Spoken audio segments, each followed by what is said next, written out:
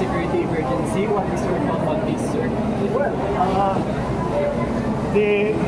Well, we are still waiting for the recommendation of the Price Coordinating Council, but siguro next week, matatanggap na formally na matatanggap na ng DA yung kanilang rekomendasyon. And the recommendation, I believe, is going to be to declare an emergency. The reason that we are doing this is ginawa na natin lahat upang ibaba ang presyo ng bigas. Ngunit, the market is not being allowed to work properly.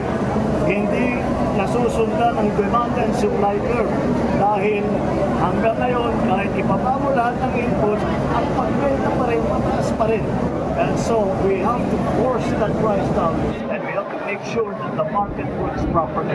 Na walang friction cost na nangyayari dahil sa sarili-sarili ng iba't ibang bagay. Iba doon illegal, kaya may inimbestigahan ngayon ng Kongreso. Sir,